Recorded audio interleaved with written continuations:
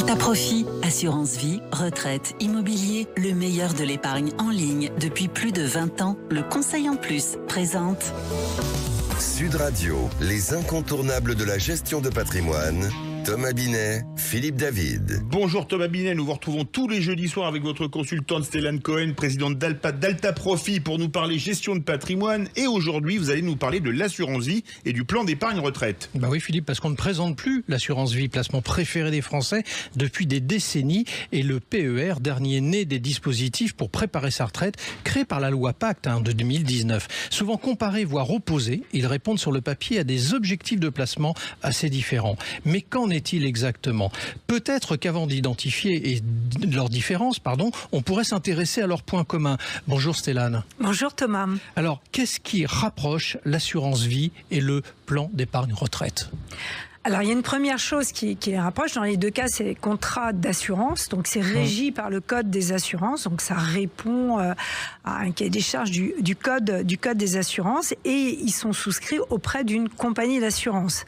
À l'intérieur d'un plan d'épargne retraite ou d'un contrat assurance vie, on va retrouver du fonds en euros et des unités de compte. On retrouve également de la gestion libre. On va choisir des supports d'investissement ou bien de la gestion pilotée, également dans les deux types de contrats, où là on va déléguer la gestion financière du contrat. Ce sont des contrats qui sont très souples dans leur fonctionnement et ils vont s'alimenter au fil du temps.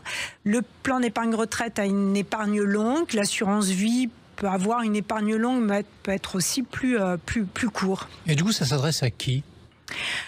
Alors, je dirais que l'assurance vie et le plan épargne retraite, ça s'adresse à tout public, oui. Puisqu'aujourd'hui, on trouve des contrats qui sont très accessibles en termes de montant, avec des primes minimales basses. Quelle que soit donc votre situation, dès lors que vous êtes une personne physique, vous pouvez souscrire un plan épargne retraite ou un contrat assurance vie.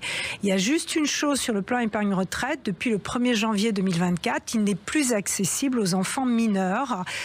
Pour les enfants, il y a le plan épargne avenir climat, qui est une nouveauté, mais on en parlera à un autre moment. Mais la véritable différence entre les deux, elle se situe où ? Alors, la différence entre les deux, elle se situe peut-être d'abord avec le plan épargne retraite, qui est une épargne longue et qui est un contrat où on ne récupère pas son capital pendant la durée du plan. Donc, c'est ce qu'on appelle un contrat non rachetable, à la différence de l'assurance vie, qui est un contrat totalement liquide. Vous placez aujourd'hui, vous pouvez récupérer demain votre capital. Le PER, il y a des cas de déblocage avant le terme.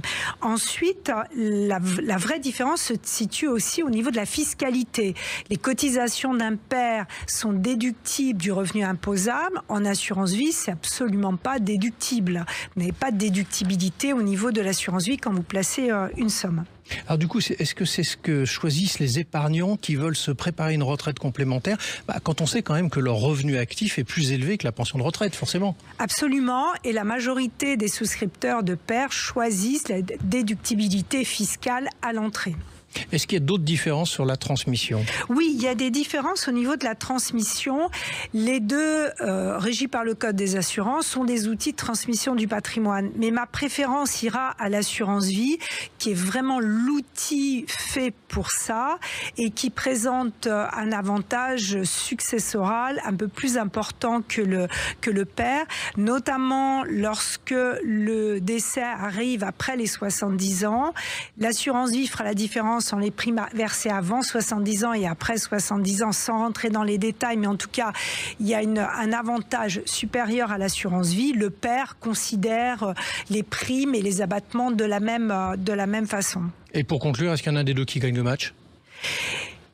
Moi, je pense qu'il ne faut pas les comparer. Au contraire, faut pas les opposer plutôt. Il faut les associer et avoir un plan épargne retraite et une assurance vie. Finalement, c'est là la bonne solution. Merci Stéphane et Thomas. On vous retrouve jeudi prochain pour un nouveau numéro d'Oser Investir, les incontournables de la gestion de patrimoine. Et on vous retrouve, Thomas, dimanche matin, 9h30. Sud Radio, les incontournables de la gestion de patrimoine. Thomas Binet, Philippe David. Avec Alta Profit, assurance vie, retraite, immobilier, le meilleur de l'épargne en ligne depuis plus de 20 ans, le Conseil en Plus.